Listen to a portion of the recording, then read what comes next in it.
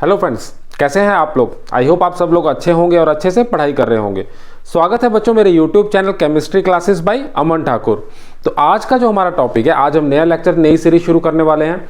हम शुरू करने वाले हैं अमीन्स, और आज के लेक्चर में, इस सीरीज का पहला लेक्चर है अमीन्स में। आज के लेक्चर में हम डिस्कस करेंगे अमीन की इंट्रोडक्शन, मतलब अमीन्स कौन से ऑर्गेनिक कंपाउंड्स हैं उनके बारे में बात करेंगे, थोड़े से उनके बारे में डिटेल में समझेंगे, प्लस अमीन्स का स्ट्रक्चर किस तरह से होता है उसके बारे में बात करेंगे, प्लस आईयूपीएससी नेमिंग किस तरह से की जाती है। इस पूरे लेक्चर में, आज के लेक्चर में हम ये चीज़ें कवर करेंगे, 3 चीज़ें कवर करेंगे।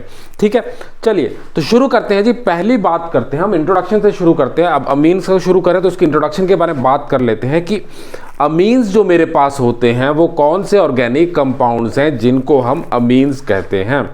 तो अगर मैं सिंपलेस्ट बात में करूँ, अगर सिंपलेस्ट वे में मुझे समझाना हो जी कि अमीन्स कौन से वाले ऑर्गेनिक कंपाउंड है, सबसे सिंपल वे में अगर मुझे समझाना हो तो सबसे सिंपलेस्ट वे में मैं कहूँगा जी कि डेरिवेटिव्स ऑफ अमोनिया।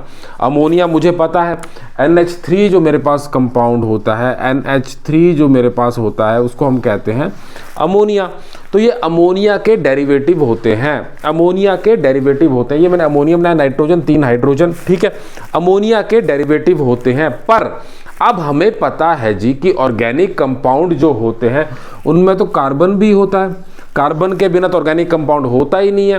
तो यहाँ पे अमोनिया के ये डेरिवेटिव हैं, कौन से वाले डेरिवेटिव हैं कि जिनमें जो ये हाइड्रोजन है, अब 3 हाइड्रोजन लगी हैं यहाँ पे, अमोनिया में 3 हाइड्रोजन लगी हैं NH3।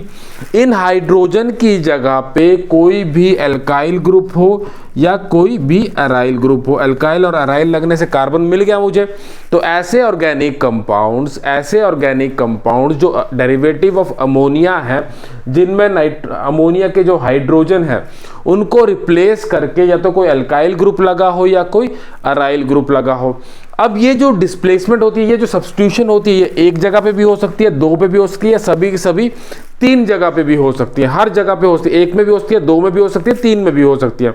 उसी के बेसिस पे जो अमीन्स होते हैं, जो अमीन हमारे ऑर्गेनिक कंपाउंड है, उन्हीं की सब्स्टिट्यूशन की बेसिस पे इनकी क्लासिफिकेशन भी की जाती है। आइए समझते हैं किस तरह से। अब मैंने बात की जी, सिंपल सी बात, यहां तक मुझे समझ आ गई कि ये मेरे पास अमोनिया है। अब अगर मैं सिर्फ एक जगह पे, अगर मैं सिर्फ इस एक जगह पे अगर मैं एल्काइल या अराइल की सब्स्टिट्यूशन करूं, मतलब क्या हुआ, मेरे पास नाइट्रोजन, यहाँ पे मैंने कोई R ग्रुप लगा दिया या कोई अराइल ग्रुप लगा दिया, R ग्रुप लगा दिया या अराइल ग्रुप लगा दिया, बाकी जगह मेरे पास हाइड्रोजन ही है, बाकी जगह मेरे पास हाइड्रोजन ही है। यहाँ तक बात क्लियर, सिंपल। अब मैं ये भी कर सकता हूँ या फिर मैं ये कर सकता हूँ, मेरे पास नाइट्रोजन है, ये नाइट्रोजन लगी है एज इट इज़, 2 जगह पे, एक जगह हाइड्रोजन एज इट इज छोड़ दूं, 2 जगह पे मैं कोई एल्काइल ग्रुप या अराइल ग्रुप लगा दूं, 2 जगह पे मैं कोई R ग्रुप या अराइल ग्रुप लगा दूं, ये भी कर सकता हूं। या फिर मैं तीनों की तीनों जगह पे 3 जो मेरे पास H लगे थे उन तीनों को सब्स्टिट्यूट कर दूं किसी एल्काइल ग्रुप से या किसी अराइल ग्रुप से। तो मेरे पास ये 3 पॉसिबिलिटीज है, मेरे पास ये 3 पॉसिबिलिटीज हैं। यहां तक बात क्लियर, सिंपल, कोई दिक्कत नहीं है। ये मेरे पास 3 पॉसिबिलिटी हैं।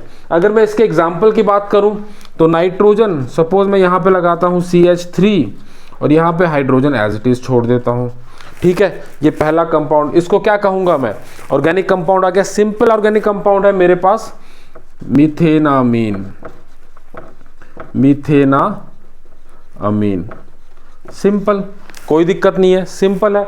अगर इसी की जगह पे, एल्काइल की जगह पे मैं कोई फिनाइल ग्रुप लगा देता, अराइल ग्रुप लगा देता, वो भी लगा सकता हूँ, NH2 एज इट इज। ये मेरे पास आ गई एनिलीन, ये मेरे पास आ गई एनिलीन। तो पहली कंडीशन तो मेरे पास आ गई ये वाली कि मैंने सिर्फ एक नाइट्रोजन को सब्स्टिट्यूट किया किसी एल्काइल या अराइल ग्रुप से, एक को सब्स्टिट्यूट किया एल्काइल या अराइल ग्रुप से। अब यहाँ पे अगर मैंने सेम बात करूँ, यहाँ पे मैंने 2 जगह सब्स्टिट्यूशन दी है, यहाँ पे मैंने 2 जगह सब्स्टिट्यूशन दी है, H एज इट इज लगा हुआ है। ये मेरे पास आ गया दूसरा एग्जाम्पल। इसमें क्या आएगा, डाइमिथाइल अमीन, 2 मिथाइल लगी हैं, डाइमिथाइल अमीन। सिमिलरली मेरे पास तीसरा एग्जाम्पल जो आ जाएगा N, तीनों जगह पे मेरे पास अगर मैं कोई एल्काइल या अराइल ग्रुप लगा दूं, CH3 ट्राई मिथाइल अमीन, ट्राई मिथाइल अमीन। तो यहाँ तक बात मेरी क्लियर होगी, ठीक है। सिंपल सी बात मुझे समझ आ गई, कुछ भी इसमें लॉजिक नहीं था, सिंपल सी बात थी। या तो मैंने एक जगह पे सब्स्टिट्यूशन की, या मैंने दो जगह पे सब्स्टिट्यूशन की, या मैंने तीनों के तीनों जगह पे सब्स्टिट्यूशन की, ठीक है। और तीनों के मैंने एग्जाम्पल के तौर पर आपको समझा दिया। अब इन्हीं सब्स्टिट्यूशन के बेसिस पे इसकी क्लासिफिकेशन होती है। अगर एक जगह पे सब्स्टिट्यूशन होती है तो उसको हम कहते हैं प्राइमरी अमीन। ये मेरे पास आ गई प्राइमरी अमीन, सिंपल सी बात है। अगर एक जगह पे सब्स्टिट्यूशन हो रही है, अगर सिर्फ NH3 जो 3 हाइड्रोजन लगे थे, उन हाइड्रोजन में सिर्फ एक हाइड्रोजन को हटा के हमने कोई एल्काइल या अराइल ग्रुप लगाया तो उसको हम कहेंगे प्राइमरी अमीन। सिमिलरली इसको हम कहेंगे सेकेंडरी अमीन। अगर दो जगह पे सब्स्टिट्यूशन लगी है, दो जगह पे सब्स्टिट्यूशन लगी है तो उसको हम कहेंगे सेकेंडरी अमीन। और वैसे ही अगर मेरी तीनों के तीनों हाइड्रोजन सब्स्टिट्यूट हो जाए किसी एल्काइल या अराइल ग्रुप से तो उस वाली अमीन को हम कहेंगे टर्शियरी अमीन। उस वाली अमीन को हम कहेंगे जी टर्शियरी अमीन। यहाँ तक बात सिंपल, क्लियर, हमें क्रिस्टल क्लियर समझ आ गई जी कि हमारा किस तरह से हमारा अमीन कौन सा ऑर्गेनिक कंपाउंड है, डेरिवेटिव ऑफ अमीन है, जिसमें से हाइड्रोजन को रिप्लेस किया जाता है किसी अल्काइल या अराइल ग्रुप से, और इसकी क्लासिफिकेशन होती है प्राइमरी, सेकेंडरी या टर्शियरी अमीन में। यहाँ तक बात क्लियर, इंट्रोडक्शन वाला पार्ट हमारा क्लियर। अब इसके बात कर लेते हैं अगले पार्ट की, स्ट्रक्चर की बात कर लेते हैं। बहुत ही इंटरेस्टिंग है, कंसेप्ट से समझेंगे तो आपको इजीली समझ आ जाएगा। चलिए अब इसके स्ट्रक्चर की बात करते हैं। चलिए अब हम स्ट्रक्चर की बात कर रहे थे, अमीन्स के स्ट्रक्चर की बात कर रहे हैं। अब मुझे पता है कि RNH2 एक मैंने सिंपल प्राइमरी अमीन को रिप्रेजेंट किया, सिंपल प्राइमरी अमीन को RNH2 से मैंने रिप्रेजेंट किया हुआ, ठीक है। अब इसमें हमें समझने के लिए सबसे पहली बात जो हमें समझ में पता होनी चाहिए बच्चों, वो ये है कि सेंटर में है मेरे पास नाइट्रोजन, ठीक है, सेंटर में मेरे पास रहेगा नाइट्रोजन। अब मेरे पास प्राइमरी अमीन है RNH2, इन दो हाइड्रोजनों की जगह पे अगर सेकेंडरी अमीन आएगी तो ये हाइड्रोजन, एक और हाइड्रोजन रिप्लेस हो जाएगी। टर्शियरी अमीन होगी तो दोनों के दोनों हाइड्रोजन रिप्लेस हो जाएगी। जो रिप्लेस नहीं होगा वो रहेगा नाइट्रोजन कांस्टेंट, नाइट्रोजन जो रिप्लेस नहीं होगा वो रहेगा कांस्टेंट, ठीक है।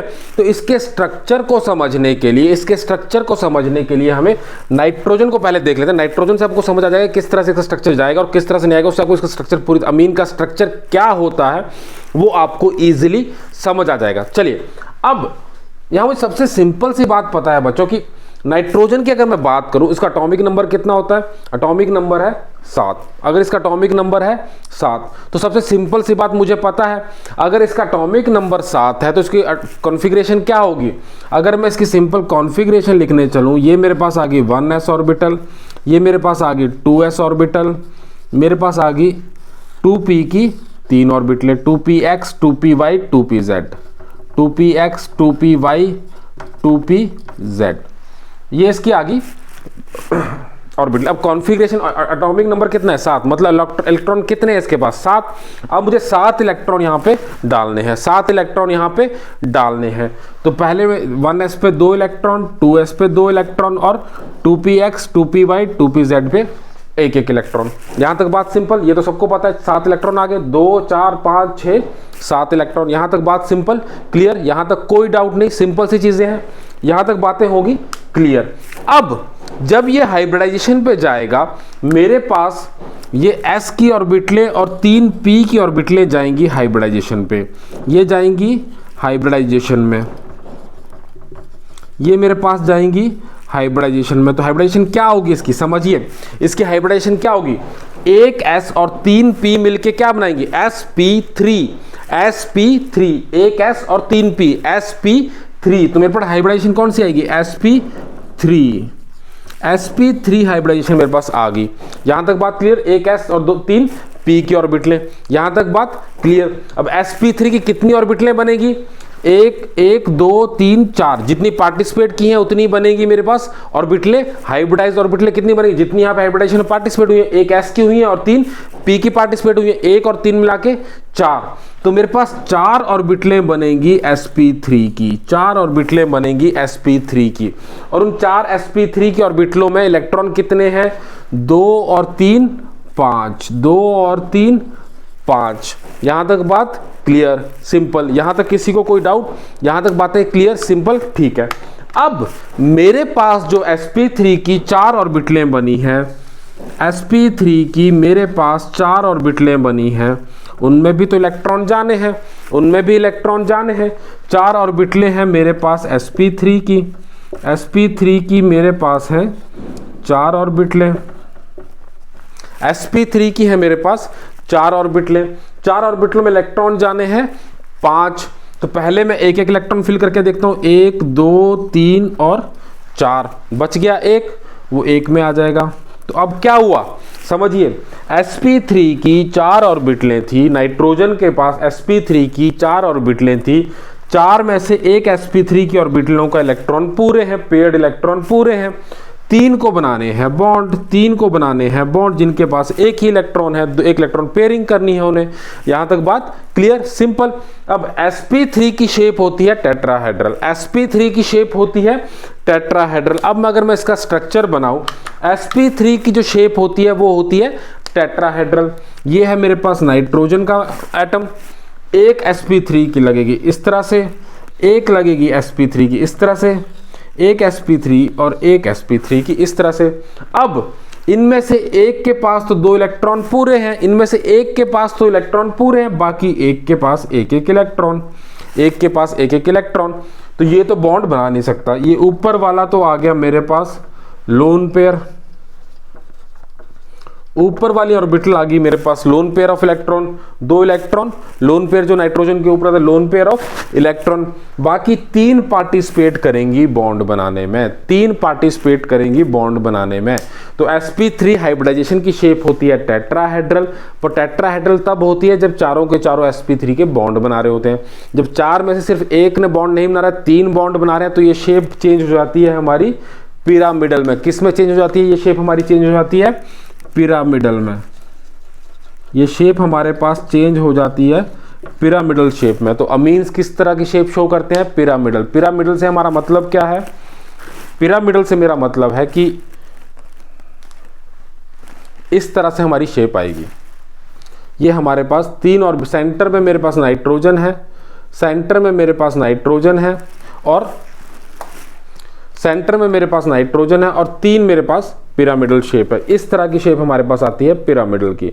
सेंटर में मेरे पास नाइट्रोजन का एटम है और 3 मेरे पास sp3 की, और इसके ऊपर लगेगा मेरे पास लोन पेयर ऑफ इलेक्ट्रॉन, इसके ऊपर ये लगेगा मेरे पास लोन पेयर ऑफ इलेक्ट्रॉन। ये मेरे पास आ गई पिरामिडल शेप, क्योंकि लोन पेयर ऑफ इलेक्ट्रॉन है तो इसलिए शेप इसकी इस तरह से हम शो करते हैं पिरामिडल में।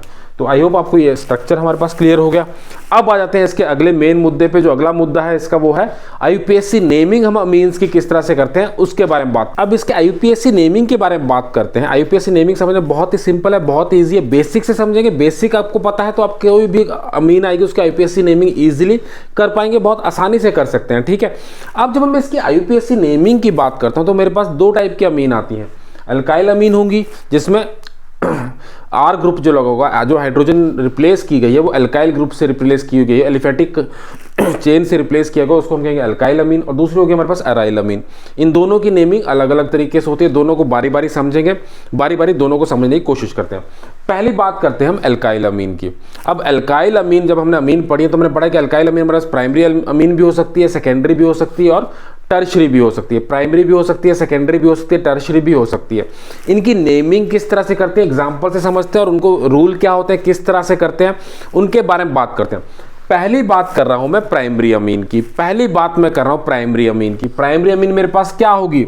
नाइट्रोजन लगी होगी, ठीक है, नाइट्रोजन लगी होगी, 2 तो मेरे पास हाइड्रोजन होंगी, एक हाइड्रोजन को रिप्लेस किया होगा किसी अल्काइल ग्रुप ने, अल्काइल ग्रुप ने किसी ने एक हाइड्रोजन को रिप्लेस किया होगा। फॉर एग्जांपल मेरे पास यहां पे लग गया CH2CH3, मेरे पास लग गया CH2CH3।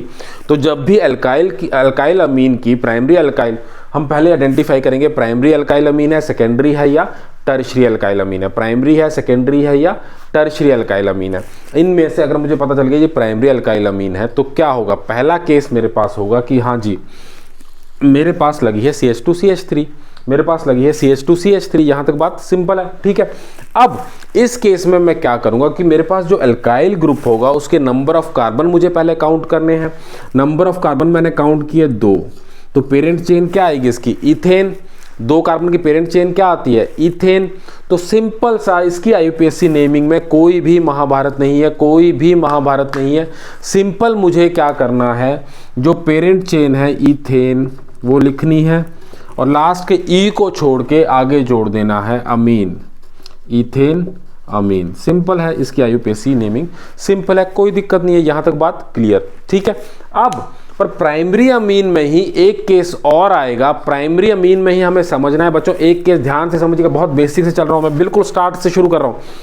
NH2 लगा, CH2 CH3 लगा, मेरे पास प्राइमरी अमीन थी, इथेन अमीन, मैंने सिंपल नाम दे दिया। एक केस मेरे पास और आ सकता है कि मेरे पास दो जगह पे अमीन ग्रुप लगा हो, दो जगह पे अमीन ग्रुप लगा हो, समझिए दो जगह पे मेरे पास अमीन ग्रुप लगा हो। किस तरह से, अब यहां पे भी NH2 लगा हो और यहां पे भी सपोज NH2 लगा हो, ठीक है। अब है तो प्राइमरी अमीन ही, इस नाइट्रोजन के साथ एक जगह अल्काइल ग्रुप लगा है, इसके साथ भी एक ही जगह अल्काइल ग्रुप लगा है, पर दो जगह पे अमीन ग्रुप लगे हैं। इतनी सी बात है, सिंपल इतनी सी बात है और कुछ भी नहीं है।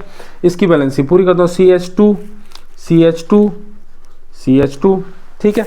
अब अगर इस तरह की प्राइमरी अमीन हो, जो अमीन ग्रुप लगा है, दो जगह अमीन ग्रुप लगा है, पर दोनों का दोनों प्राइमरी पोजीशन है, एक ही जगह हाइड्रोजन रिप्लेस हुई है, उस केस में हम क्या करेंगे, पेरेंट चेन को ही लेंगे, पेरेंट चेन को ही लेंगे, नंबरिंग करेंगे 1 2 3, ठीक है, 1 2 3। अब 3 का मेरे पास क्या आता है, प्रोपेन, 3 का मेरे पास क्या आता है, प्रोपेन, सिंपल सी बात है, 3 का मेरे पास आता है प्रोपेन।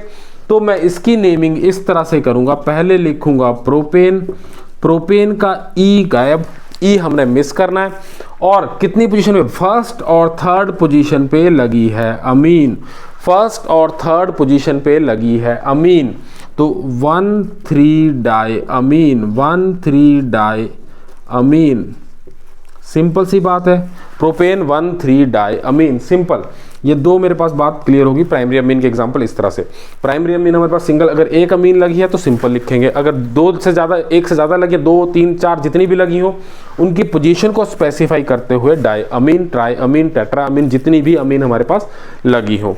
यहाँ तक बात क्लियर, यहाँ तक बात सिंपल क्लियर। अब नेक्स्ट बात कर लेते हैं हम, सेकेंड कंडीशन मेरे पास अगर टर्शरी या सेकेंडरी या टर्शरी अमीन मेरे पास आई हो, सेकेंडरी या टर्शरी अमीन मेरे पास आई हो, उनकी नेमिंग हम किस तरह से करेंगे, उनकी नेमिंग हमने किस तरह से करनी है। एग्जाम्पल के तौर पे समझिए, मेरे पास लगी है नाइट्रोजन, अब मैंने CH3 लगा दिया सपोज यहाँ पे लगा दिया हाइड्रोजन, यहाँ पे लगा दिया CH2 CH3। अब क्या हुआ, ये मेरे पास आ गई सेकेंडरी अमीन, अब ये मेरे पास आ गई सेकेंडरी अमीन, अब एक जगह हाइड्रोजन बाकी जगह पे अल्काइल ग्रुप लगा है। इस केस में हम क्या करते हैं, दोनों में से पहले देखेंगे जो दो अल्काइल ग्रुप लगे हैं, लॉन्गेस्ट चेन किसकी है, लॉन्गेस्ट चेन किसकी है उसको पहले हम देखेंगे। अब इस केस में लॉन्गेस्ट चेन ये 2 वाली है, ये मेरे पास 1 और 2 कार्बन वाली लॉन्गेस्ट चेन है, उसको हम मानेंगे प्राइमरी, उसको हम मानेंगे प्राइमरी, जिसको हमने सफिक्स में यूज करना है। तो 2 का क्या होता है, इथेन, ठीक है। और जो नाइट्रोजन पे अल्काइल ग्रुप लगा है, नाइट्रोजन को एज ए लोकेंट यूज करेंगे, मतलब क्या हुआ कि हम नाइट्रोजन पे बताएंगे जी हमारे पास नाइट्रोजन पे लगा हुआ है कोई ग्रुप, मतलब N पोजीशन पे लगा है N मिथाइल, यहाँ पे 1 2 3 नंबर दिया था, यहाँ पे सेकेंडरी और टर्शरी हमेशा याद रखेंगे कि N पोजीशन पे जो दूसरा ग्रुप है उसको हम एज ए प्रीफिक्स यूज करेंगे। N लग गया मेरे पास मिथाइल, और ये मेरे पास क्या आ गया, prop, N methyl प्रोपेनामीन, N methyl प्रोपेनामीन। तो ये मेरे पास आ गया सेकेंडरी और टर्शरी की IUPAC naming, primary secondary tertiary की IUPAC नेमिंग हम इस तरह से करते हैं। सिंपल है, बेसिक है, किसी को भी कुछ भी कंफ्यूजन हो कमेंट करके जरूर पूछ सकते हैं आप। अब इसके बाद बात कर लेते हैं नेक्स्ट हमारी अराइल अमीन की IUPAC नेमिंग किस तरह से होती है, उसके बारे में IUPAC नेमिंग देख लेते हैं। ये बहुत सिंपल है, इजिली कंसेप्ट से समझने की जरूरत है, कुछ भी इसमें कंफ्यूजिंग नहीं है। 3 एग्जाम्पल से समझने की कोशिश करते हैं और आपको इजिली समझ आ जाएगी। पहली बात जो हम अराइल अमीन में हमेशा हमने याद रखनी है, ये मेरे पास बेसिक रिंग है, ये मेरे पास बेसिक रिंग है, जो अराइल अमीन की बेसिक रिंग है, बेंजीन के साथ अमीन ग्रुप लगा हुआ, बेंजीन के साथ NH2 ग्रुप अमीन ग्रुप लगा हुआ है। इसको हम अगर IUPAC में कहें तो इसको हम बेंजीन अमीन भी कहेंगे, बेंजीन अमीन भी कहेंगे, सिंपल सी बात है, बेंजीन अमीन भी कहेंगे, बेंजीन ई गायब, अमीन लगा दिया, प्लस इसका जो कॉमन नेम है एनिलीन वो भी एक्सेप्टेबल है हमारे पास, वो भी एक्सेप्टेबल है, एनिलीन इसका कॉमन नेम है, वो भी एक्सेप्टेबल है इसकी आईयूपीएसी नेमिंग में, वो भी एक्सेप्टेड आईयूपीएसी नेम है एनिलीन। इसको एनिलीन भी कह सकते हैं, बेंजीनामीन भी कह सकते हैं, दोनों में से आप कुछ भी कहेंगे दोनों सही हैं, दोनों सही है। तो पहली बात तो क्लियर होगी, बेसिक रिंग को हम कहेंगे बेंजीनामीन या एनिलीन। अब दूसरी बात तो सिंपल ही है, अब मेरे पास अगर कोई सब्स्टिट्यूशन लगी हो एनिलीन या बेंजीनामीन के साथ, एनिलीन या बेंजीनामीन के साथ कोई सब्स्टिट्यूशन लगी हो, तो मैं क्या करता हूं, मैं नंबरिंग देता हूं। नंबरिंग किस तरफ से देता हूं, जहां पे सब्स्टिट्यूएंट को लोएस्ट नंबर आए, सब्स्टिट्यूएंट को लोएस्ट नंबर आए। अगर इसको मैं 1 नंबर दूं, यहाँ पे 2 दूं तो ये 3 नंबर आएगा। इस तरफ से चलूंगा तो 2 3 4 5। कम नंबर किधर से आ रहा है, इस तरफ से। तो लोएस्ट लोकेंट रूल लगाते हुए लोएस्ट नंबर जिस तरफ से आएगा उस तरफ से उसकी नंबरिंग होगी। सिंपल है, इसका नाम आ जाएगा मेरे पास 3 मिथाइल एनिलीन। तीसरी पोजीशन पे एनिलीन, मिथाइल एनिलीन की तीसरी पोजीशन पे methyl group 3 methyl aniline. Simple है, एनिलीन लिख दीजिए, 3 मिथाइल बेंजीनामीन लिख दीजिए, एक ही बात है, कोई दिक्कत नहीं है। ठीक है, अब तीसरा एग्जांपल देख लेता हूं। अब यहां पे भी मेरे को लोएस्ट लोकेंट रूल लगाना है, 1 2 3। ठीक है, इस तरफ से चलूंगा तो 2 3 ब्रोमीन पे आएगा 4 नंबर, पर मुझे लोएस्ट नंबर नाइट्रो से मिल रहा है तो मैं नाइट्रो की तरफ से नंबरिंग देना शुरू करूंगा। अब इस केस में क्या होगा, सेकंड पोजीशन पे जरूर नाइट्रो है, सेकंड पोजीशन पे नाइट्रो है बच्चों। पर मैंने आईयूपीएसी नेमिंग का जब पूरा लेक्चर दिया था, आईयूपीएसी नेमिंग का हमने जब पूरा लेक्चर पढ़ा था, उसमें हमने एक चीज कही थी, उसमें हमने एक इंपॉर्टेंट चीज कही थी कि बेशक नंबर कम आ जाए पर लिखते उसको पहले हैं जो अल्फाबेटिकली आएगा। अब ब्रोमो और नाइट्रो में से अल्फाबेटिकली ब्रोमो पहले आ रहा है, तो इसकी पोजीशन को हमें पहले लिखना पड़ेगा 3 bromo 2 nitro aniline, 2 nitro aniline, 3 bromo 2 nitro aniline. 3 bromo क्यों लिखा, क्योंकि जो बी का ब्रोमो का बी है वो अल्फाबेटिकली नाइट्रो के एन से पहले आता है, 3 ब्रोमो नाइट्रो एनिलीन। तो ये था पहला लेक्चर बच्चों एमीन्स का। हमने इंट्रोडक्शन पढ़ी, स्ट्रक्चर पढ़े, आईयूपीएसी नेमिंग पढ़ी। इसमें कुछ भी डाउट है आपको तो कमेंट करके जरूर पूछिएगा, 100% आपके हर डाउट को सॉल्व करूंगा। Thank you.